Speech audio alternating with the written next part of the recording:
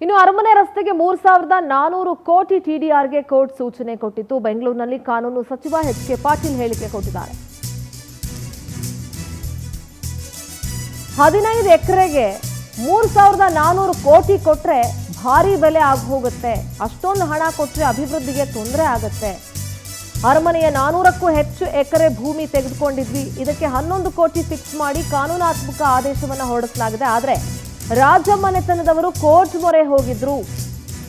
ಆದರೆ ಯಾವುದೇ ಸ್ಟೇ ಇರಲಿಲ್ಲ. ಕೋರ್ಟ್ನಲ್ಲಿ ವ್ಯಾಜ್ಯ ನಡೀತಾ ಇದೆ. ಟಿಡಿಆರ್ ಕುರಿತು ನಾವು ಸುಪ್ರೀಂ ಕೋರ್ಟ್ ಗಮನಕ್ಕೆ ತಂದಿದ್ದೀವಿ. ನಮ್ಮ ಆಸ್ತಿ ಆಗಿರೋದ್ರಿಂದ ಟಿಡಿಆರ್ ಸಮಂಜಸವಲ್ಲ.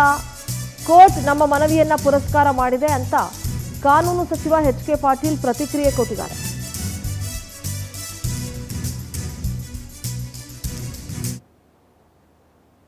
ಸುಪ್ರೀಂ ಕೋರ್ಟ್ನಲ್ಲಿ ನಮ್ಮ ಅರಮನೆಯ ವಿವಾದ ಟಿಡಿಆರ್ ರಾಜ್ಯ ಸರ್ಕಾರ ಕೊಡಬೇಕು. 3,004 ಕೋಟಿ ರೂಪಾಯಿಯನ್ನ ಟಿಡಿಆರ್ ಕೊಡಬೇಕು.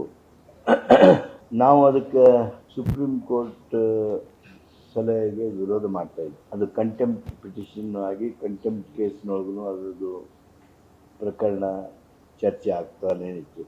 15 ಎಕರೆ ಭೂಮಿಗೆ 3,004 ಕೋಟಿ ರೂಪಾಯಿ ನಾವು ಕೊಟ್ಟರೆ ಅದು ಅತ್ಯಂತ ಎಬ್ನಾರ್ಮಲ್ ಬೆಲೆ ಆಗುತ್ತೆ.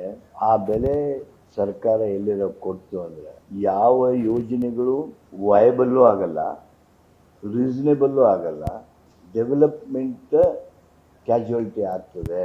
ಅದು ಒಂದು ವಾದ. ಆದರೆ ಇನ್ನೊಂದು